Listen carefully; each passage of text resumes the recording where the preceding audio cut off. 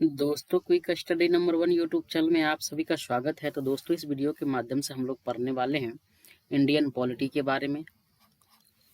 दोस्तों, इससे पहले 9 वीडियो हम लोग ऑलरेडी कंप्लीट कर चुके हैं। ये दोस्तों 10वां वीडियो है और इस वीडियो में हम लोग जो है केंद्रीय मंत्री परिषद के बारे में पढ़ने वाले हैं। इससे पहले अगर 9 वीडियो आप लोग नहीं देखे हैं, राष्ट्रपति उपराष्ट्रपति सब के बारे में वीडियो है तो ज़रूर जाके आप लोग चैनल के प्लेलिस्ट में एनसीईआरटी सार संग्रह नाम से बना हुआ है, उसमें आप जाके आप इससे पहले का सभी वीडियो देख सकते हैं।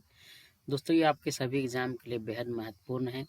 तो चलिए हम लोग स्टार्ट करते हैं। आज का हमारा केंद्रीय मंत्रिमंडल जो है मंत्री परिषद, इसका फर्स्ट क्वेश्चन है। दोस्तों, अगर आप लोग को करंट अफेयर का क्लास अगर नहीं करते हैं तो उसका जो है सुबह 6 बजे डेली करंट अफेयर का वीडियो आता है, तो आप लोग है जो करंट अफेयर क्लास कर सकते हैं। उसका भी अलग प्लेलिस्ट बना हुआ है। साथ में अगर आप लोग को पीडीएफ चाहिए तो टेलीग्राम चैनल ज्वाइन कर लीजिएगा, वहाँ से आप लोग को डेली पीडीएफ मिल जाएगा। चलिए हम लोग शुरू करते हैं पहला क्वेश्चन से। हमारा आज का पहला क्वेश्चन है, केंद्र सरकार का प्रमुख कौन होता है? दोस्तों, तो केंद्र सरकार का प्रमुख होता है प्रधानमंत्री। प्रधानमंत्री की नियुक्ति किसके द्वारा की जाती है? दोस्तों, तो ये राष्ट्रपति के द्वारा जो है प्रधानमंत्री की नियुक्ति की जाती है। अगला क्वेश्चन है, भारत का प्रधानमंत्री बनने के लिए न्यूनतम जो है आयु कितना वर्ष होना चाहिए? तो दोस्तों, न्यूनतम आयु जो है 25 वर्ष होना चाहिए। यदि भारत के प्रधानमंत्री संसद के उच्च सदन के सदस्य हैं तो वे अविश्वास प्रस्ताव की स्थिति में अपने पक्ष में मत नहीं दे सकेंगे। ठीक है, अगला क्वेश्चन देख लेते हैं कि संसदीय शासन व्यवस्था में वास्तविक कार्यपालिका शक्ति किसके अधीन होता है? दोस्तों, तो ये प्रधानमंत्री के अधीन होता है। अगला क्वेश्चन है कि लोकसभा में अविश्वास प्रस्ताव प्रस्तुत करने के लिए लोकसभा सदस्यों की न्यूनतम संख्या कितनी होनी चाहिए? दोस्तों, तो न्यूनतम जो है उनकी संख्या 50 होनी चाहिए। अगला क्वेश्चन है कि भारत के प्रधानमंत्री सामान्यतः किस सदन का सदस्य होता है? दोस्तों, ये होता है लोकसभा का जो है सदस्य होता है। राज्यसभा का सदस्य भी प्रधानमंत्री बन सकता है। ठीक, अगला देख लेते हैं। क्वेश्चन है कि भारतीय संविधान का अनुच्छेद 75 प्रधानमंत्री एवं अन्य मंत्रियों की नियुक्ति मंत्रिपरिषद के आकार एवं उत्तरदायित्व का निर्धारण करता है। तो ये अनुच्छेद 75 में जो है प्रधानमंत्री और अन्य मंत्री के बारे में नियुक्ति और उसका आकार कितना होना चाहिए, उसका क्या उत्तरदायित्व है, इसके बारे में निर्धारण करता है। ठीक है, अगला क्वेश्चन देख लेते हैं हम लोग। नेक्स्ट है कि मंत्रिमंडल में कुल मंत्रियों की संख्या प्रधानमंत्री सहित लोकसभा के सदस्यों की कुल संख्या के 15% से अधिक नहीं होगी। यह प्रावधान किस संविधान संशोधन के द्वारा किया गया? दोस्तों, ये 91वां संविधान संशोधन 2003 के द्वारा किया गया था। अगला क्वेश्चन है कि संसद का सदस्य नहीं होने पर भी कोई व्यक्ति जो है अधिकतम कितने माह तक केंद्रीय मंत्री रह सकता है? दोस्तों, तो अधिकतम जो है दोस्तों 6 माह तक जो है वो मंत्री रह सकता है। ठीक है, नेक्स्ट क्वेश्चन देख लेते हैं हम लोग कि मंत्री परिषद किसके प्रति उत्तरदायी होता है? दोस्तों, तो मंत्री परिषद जो है दोस्तों ये संसद के प्रति उत्तरदायी होता है। अगला क्वेश्चन है कि भारत के संविधान के किस अनुच्छेद में यह प्रावधान किया गया है कि प्रत्येक राज्य की कार्यपालिका शक्ति का इस प्रकार प्रयोग किया जाएगा जिससे जिससे संघ की कार्यपालिका शक्ति पर कोई प्रतिकूल प्रभाव न पड़े? ये दोस्तों अनुच्छेद 257 में है। ठीक है, अगला है कि लोक लाभ के पद का निर्धारण संसद एवं राज्य विधानमंडल द्वारा किया जाता है। अगला क्वेश्चन है कि भारतीय राजनीतिक व्यवस्था में कार्यपालिका किसके अधीन कार्य करती है? तो ये दोस्तों जो है विधायिका के अधीन कार्य करती है। अगला है कि नेहरू की कैबिनेट में पहले गृह मंत्री तथा बाद में रक्षा मंत्री कौन बने थे? तो ये बने थे दोस्तों कैलाश नाथ काटजू। पहले गृह मंत्री बने थे और बाद में रक्षा मंत्री बने। अगला है कि स्वतंत्र भारत के प्रथम वित्त मंत्री श्री आर के शनमुगम शेट्टी थे। ठीक है, स्वतंत्र भारत के प्रथम वित्त मंत्री कौन थे? तो श्री आर के शनमुगम शेट्टी थे। अगला है कि भारत के किस प्रधानमंत्री का विदेश में आकस्मिक निधन हो गया था? दोस्तों, तो किनका हुआ था? तो ये लाल बहादुर शास्त्री जी का आकस्मिक विदेश में निधन हो गया था। अगला है कि अपने प्रधानमंत्री मंत्रित्व काल में कौन सा नेता एक बार भी संसद में उपस्थित नहीं हुआ? दोस्तों, ये कौन था? ये चौधरी चरण सिंह थे। अगला क्वेश्चन है कि संविधान के किस अनुच्छेद में मंत्रिमंडल शब्द का प्रयोग किया गया है? दोस्तों, तो ये अनुच्छेद 352 के 3 में जो है मंत्रिमंडल शब्द का प्रयोग किया गया है। अगला है कि श्वेत पत्र जो होता है व्हाइट पेपर भारत से संबंधित आधिकारिक दस्तावेज है। श्वेत पत्र जो है भारत से संबंधित आधिकारिक दस्तावेज है। ठीक है, अगला है कि संघीय मंत्रिमंडल का पुनर्गठन किसके प्रतिवेदन पर आधारित है? दोस्तों ये गोपाल स्वामी अयंगर जो है इनके प्रतिवेदन पर आधारित था। अगला देख लेते हैं कि मंत्रिपरिषद तथा मंत्रिमंडल में अंतर क्या होता है। दोस्तों मंत्रिपरिषद देखते हैं कैबिनेट स्तर के मंत्री, राज्य स्तर के मंत्री एवं उप मंत्री होता है ये मंत्रिपरिषद। लेकिन मंत्रिमंडल क्या होता है, इसमें केवल कैबिनेट स्तर के मंत्री ही शामिल होते हैं। मतलब जो कैबिनेट मंत्री है वही मंत्रिमंडल में शामिल होंगे। अगला देखते हैं मंत्रिपरिषद में कि यह एक संवैधानिक निकाय है जिसका वर्णन संविधान के अनुच्छेद 74 और 75 में किया गया है मंत्रिपरिषद का। ठीक है, और इसमें 44वें संविधान संशोधन 1978 के द्वारा जो है इसे मंत्रिमंडल को 352 अनुच्छेद 352 में मंत्रिमंडल शब्द जोड़ा गया, जो संविधान के मूल पाठ में नहीं था। मूल पाठ में मंत्रिमंडल नहीं था, लेकिन 44वां संविधान संशोधन 1978 के द्वारा जो है अनुच्छेद 352 में मंत्रिमंडल शब्द को जोड़ा गया था। मंत्रिपरिषद में है कि सैद्धांतिक रूप से मंत्रिपरिषद को संघ की समस्त कार्यपालिका शक्तियां प्राप्त हैं, परंतु मंत्रिमंडल द्वारा इसके कार्यों का निर्धारण किया जाता है। ठीक है, लेकिन मंत्रिमंडल में क्या है कि इसमें व्यवहारिक रूप से मंत्रिमंडल सदैव मंत्रिपरिषद की शक्तियों का ही प्रयोग करता है और मंत्रियों के कार्यों का निर्धारण करता है। ठीक है, अगला है मंत्रिपरिषद में कि मंत्रिमंडल द्वारा लिए गए नीतिगत निर्णयों का क्रियान्वयन मंत्रिपरिषद के द्वारा किया जाता है। और मंत्रिमंडल में क्या होता है कि नीतिगत निर्णयों को क्रियान्वित करने के लिए यह मंत्रिपरिषद को निर्देश देता है तथा निर्णयों के क्रियान्वयन की निगरानी भी करता है। वह देखते हैं कि मंत्रिपरिषद सामूहिक रूप से जो है लोकसभा के प्रति उत्तरदायी होता है। दोस्तों मंत्रिपरिषद जो है सामूहिक रूप से किसके प्रति, तो लोकसभा के प्रति उत्तरदायी होता है। अगला नेक्स्ट पेज में हम लोग देख लेते हैं। इसमें दोस्तों हम लोग महान्यायवादी तथा नियंत्रक एवं महालेखा परीक्षक के बारे में पढ़ेंगे। ठीक है, अगला है भारत के 3 विधि अधिकारी कौन कौन, भारत का महान्यायवादी, भारत का महाधिवक्ता और भारत के अपर महाधिवक्ता। ये भारत के 3 विधि अधिकारी हैं। अगला क्वेश्चन देख लेते हैं कि अगला है कि भारत का प्रथम महान्यायवादी कौन था। दोस्तों ये कौन था, तो ये MC सीतलवार जो है भारत के प्रथम महान्यायवादी थे।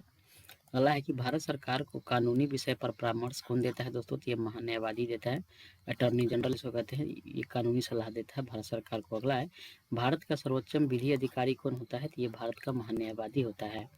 अगला है कि भारत का महान्यायवादी किसका विधि सलाहकार होता है। दोस्तों ये भारत सरकार का विधि सलाहकार होता है। ठीक है, अगला है राष्ट्रपति द्वारा महान्यायवादी को सौंपे गए कार्य, क्या क्या कार्य है।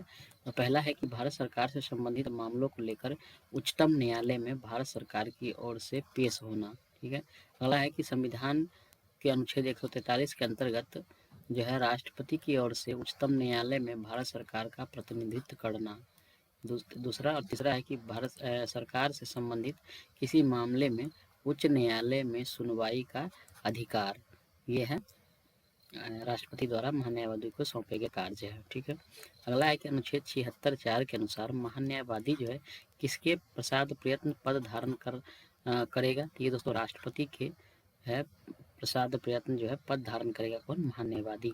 अगला है कि भारत के महान्यायवादी को संसद के दोनों सदनों में बोलने, कार्यवाहियों में सम्मिलित होने, किसी भी संसदीय कमेटी का सदस्य होने का अधिकार है, परंतु वोट देने का अधिकार नहीं है। अगला देख लेते हैं कि सॉलिसिटर जनरल कौन होता है। तो ये दोस्तों महान्यायवादी का अधीनस्थ होता है सॉलिसिटर जनरल। वर्तमान में भारत के महान्यायवादी कौन है, तो दोस्तों के वेणुगोपाल है। अगला है कि महान्यायवादी का पद संविधान के अनुच्छेद 76 के अंतर्गत एक संवैधानिक पद है, जबकि महाधिवक्ता का पद जो है संवैधानिक न होकर मात्र एक वैधानिक है। ठीक है, अगला नियंत्रक एवं महालेखा परीक्षक अवकाश प्राप्ति के पश्चात कोई भी सरकारी पद धारण नहीं कर सकता है। यानी नियंत्रक एवं महालेखा परीक्षक जो है जो जब सरकारी पद से अवकाश हो जाएंगे तो किसी दूसरे सरकारी पद पर ये नहीं जा सकते हैं। अगला देख लेते हैं नेक्स्ट है कि भारत का प्रथम नियंत्रक एवं महालेखा परीक्षक कौन थे। दोस्तों ये थे वी नरहरि राव थे। भारत के प्रथम नियंत्रक एवं महालेखा परीक्षक कौन थे, तो ये वी नरहरि राव थे। अगला है राज्य सरकार को कानूनी विषयों पर कौन परामर्श देता है, तो ये देता है दोस्तों महाधिवक्ता देता है, एडवोकेट जनरल। अगला है संसद की लोक सेवा समिति की बैठकों में कौन उपस्थित रहता है, तो ये रहता है दोस्तों भारत का नियंत्रक एवं महालेखा परीक्षक।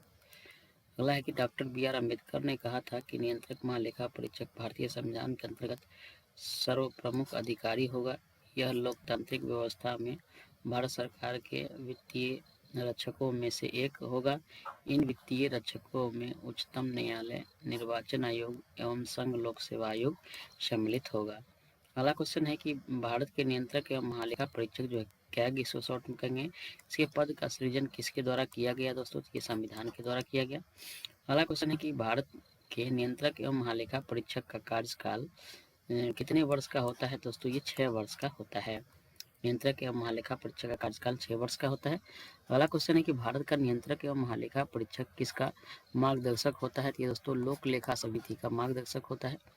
नेक्स्ट है कि नियंत्रक एवं महालेखा परीक्षक को लोक निधि का मुख्य अभिभावक कहा जाता है। नियंत्रक एवं महालेखा परीक्षक को क्या दोस्तों? लोक निधि का मुख्य अभिभावक कहा जाता है। अगला है राज्य एवं केंद्र सरकार के सभी खर्चों के वित्तीय जांच कौन करता है दोस्तों? तो ये करता है नियंत्रक एवं महालेखा परीक्षक।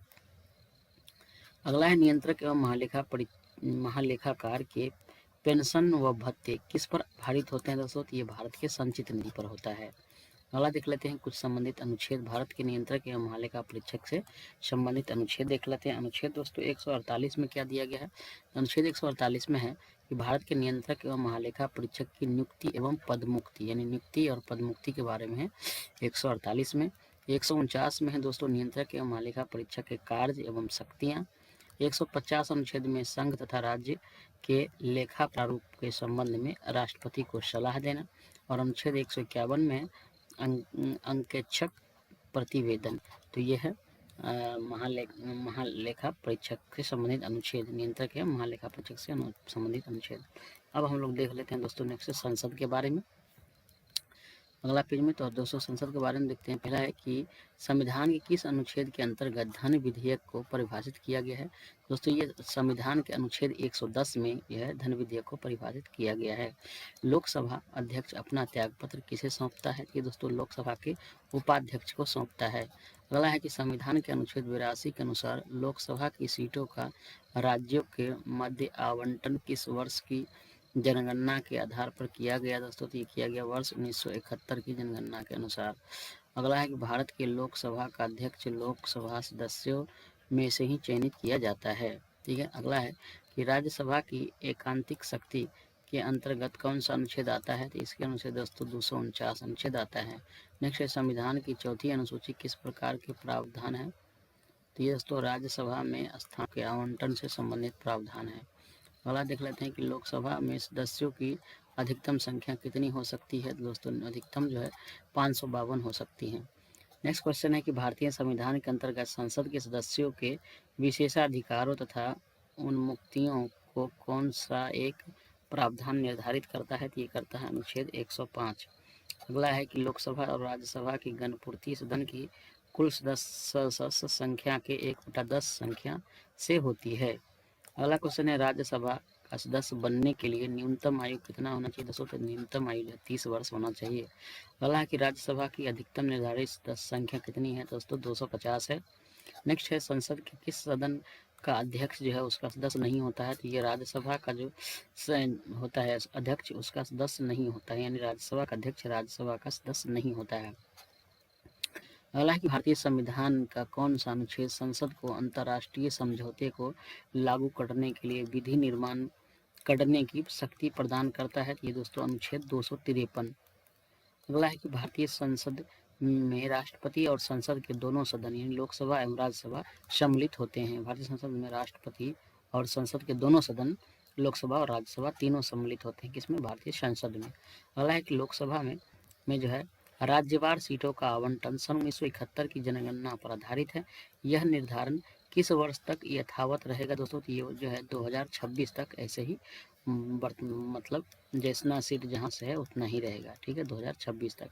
अगला है संसद से संबंधित अनुच्छेद देख लेते हैं। ठीक है, संबंधित विषय 79 में क्या है दोस्तों? इसमें है कि संसद का गठन है, यानी कि संसद है होगा ये 79 में है। 80 में क्या है? राज्यसभा की संरचना है। और 81 में क्या है दोस्तों? लोकसभा की संरचना है। ठीक है, तो 79 में संसद, 80 में लोकसभा राज्यसभा और 81 में लोकसभा। ठीक, 82 में प्रत्येक जनगणना के पश्चात पुनः समायोजन 82 में। 83 में संसद के सदनों की जो है अवधि कितना होगा, ये 83 में है। अनुच्छेद 84 में क्या है, इसमें है दोस्तों कि संसद की सदस्यता के लिए अर्हता क्या होगी, उसका क्वालिफिकेशन क्या होगा, ये 84 में है। 85 में क्या है दोस्तों कि संसद के सत्र यानी सत्रावसान एवं विघटन कैसे होगा, ये 85 में है। अनुच्छेद 86 में कि राष्ट्रपति का सदनों को संबोधित तथा संदेश देने का अधिकार है, 86 में। 87 में क्या है, राष्ट्रपति का विशेष संबोधन या अभिभाषण है, 87 में। 88 में सदनों के संबंध में मंत्रियों और महान्यायियों के अधिकार है, 88 में। 89 में राज्यसभा का सभापति तथा उपसभापति है, 89 में। 90 में है राज्यसभा के उपसभापति के पद की रिक्ति त्यागपत्र तथा पद से हटाया जाना, यह है 90 में। 91 में क्या है कि सभापति के कर्तव्य के निर्वहन अथवा सभापति के रूप में कार्य करने की उपसभापति अथवा अन्य व्यक्ति की शक्ति के बारे में है, 91 में। 92 में क्या है दोस्तों कि जब राज्यसभा के सभापति अथवा उपसभापति को पद से हटाने का संकल्प विचाराधीन हो तब उसका पीठासीन न हो, ठीक है। अगला है 93 अनुच्छेद में क्या है कि लोकसभा का अध्यक्ष तथा उपाध्यक्ष के बारे में है, 93 यानी 93 अनुच्छेद में। अनुच्छेद 94 में क्या है कि लोकसभा अध्यक्ष तथा उपाध्यक्ष पद की रिक्ति त्यागपत्र तथा पद से हटाया जाना किसमें है, 94 में है।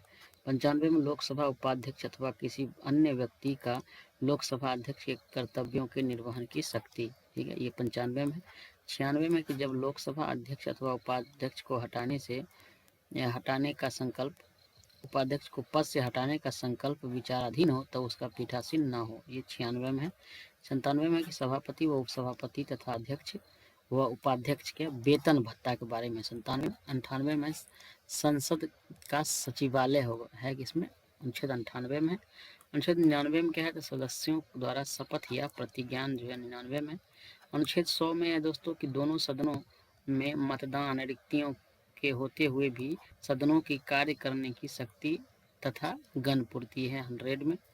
101 में अनुच्छेद में क्या है दोस्तों कि स्थानों का रिक्त होना, ये 101 में है। 102 अनुच्छेद में संसद की सदस्यता के लिए निर्हताएं, ये 102 में है। 103 अनुच्छेद में कि सदस्यों की अयोग्यता से संबंधित प्रश्नों पर निर्णय, 103 में है। 104 में है अनुच्छेद 99 के अंतर्गत शपथ लेने या प्रतिज्ञान करने से पहले अर्हत न होते हुए अथवा निरर्हित किए जाने पर भी सदन में बैठने तथा मतदान करने पर दंड का प्रावधान है, 104 में। अगला है भारतीय चुनाव आयोग संसद तथा विधानमंडल दोनों के चुनाव के लिए उत्तरदायी है। भारतीय चुनाव आयोग है संसद तथा विधानमंडल दोनों के चुनाव के लिए उत्तरदायी है, कौन, चुनाव आयोग। तो दोस्तों आज का हमारा वीडियो यहीं पे खत्म हुआ। अगला दिन हम लोग पेज नंबर 23 से करेंगे बाकी का बचा हुआ। तो आप लोग को वीडियो कैसा लगा आप लोग हमें कमेंट करके बताएं। साथ में अगर आप लोग करंट अफेयर डेली नहीं करते हैं ज़रूर करें, उसका PDF भी आपको डेली मिल जाएगा। टेलीग्राम चैनल पर ज़रूर ज्वाइन करें। तो आज के लिए इतना ही, धन्यवाद, जय हिंद।